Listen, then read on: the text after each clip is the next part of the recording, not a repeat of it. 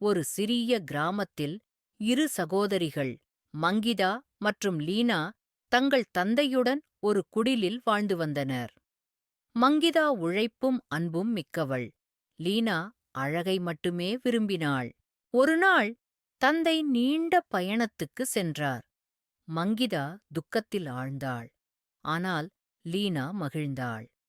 இனி எனக்கு யாரும் எந்தக் கட்டளையும் விதிக்க மாட்டார்கள் என்றாள். லீனா ஒருநாள் காட்டில் மூதாட்டி ஒருவரை சந்தித்தாள். மகளே, பசிக்குது என்றார். லீனா புளிப்பு பழங்களை அவர்களுக்கு சாப்பிடக் கொடுத்தாள். ஆனால் அதை சாப்பிட்டவுடன் அவர்களுக்கு உடல்நிலை சரியில்லாமல் போனது. அந்த மூதாட்டியை மங்கிதா கண்டாள். அவர்களை வீட்டிற்கு அழைத்து வந்து சூப், மூலிகை தேநீர் குடிக்கக் கொடுத்தாள். ஆனால் லீனாவோ அதை கெடுக்க முயன்றாள்.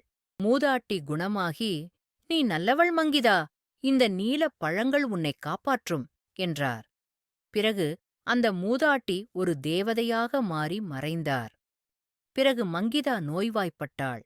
லீனா எல்லா நீலப்பழங்களையும் தானே சாப்பிட்டாள்.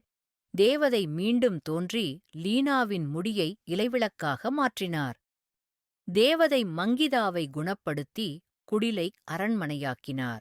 ஆனால் மங்கிதா, "என் சகோதரி இல்லாமல் இதற்கு எந்தவொரு அர்த்தமுமில்லை" என்று கூறினாள். மங்கிதாவின் அன்பைப் பார்த்த தேவதை லீனாவை மன்னித்து அவளின் அழகை மீட்டாள். லீனா அழுது மன்னிப்பு கேட்டாள்.